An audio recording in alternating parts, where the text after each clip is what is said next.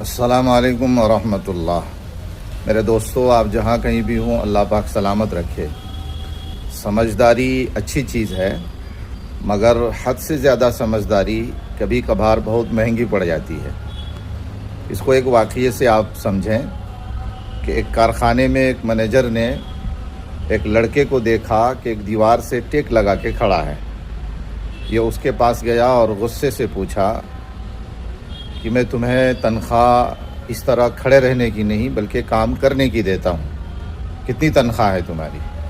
اس نے کہا کہ تقریباً 25,000 روپے۔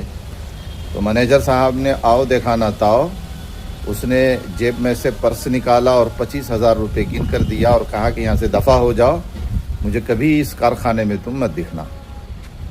اس کے بعد وہ دوسرے مزدور کے پاس گیا اور سب سے کہا کہ دیکھو، اگر کام میں سستی اور کاہلی کرو گے تو تم لوگوں کے ساتھ بھی یہی سلوک اور رویہ اختیار کیا جائے گا، لہٰذا اپنے کام کو انتہائی توجہ کے ساتھ کرو۔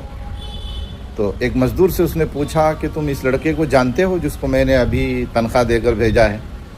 اس نے کہا کہ ہاں جانتا تو ہوں۔ تو مینیجر نے پوچھا کہ وہ کیا کام کرتا ہے یہاں پہ؟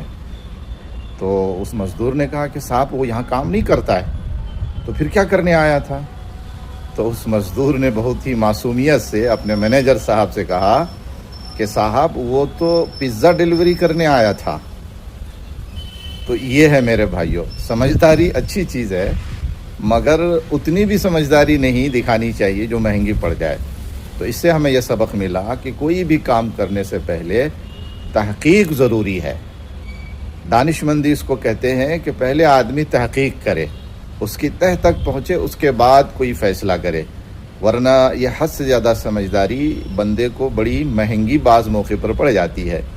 اللہ ہمیں اور آپ کو سمجھداری نصیب فرمائے اور دانش مندی کے ساتھ اللہ پاک عقل و فہم نصیب فرمائے، آمین۔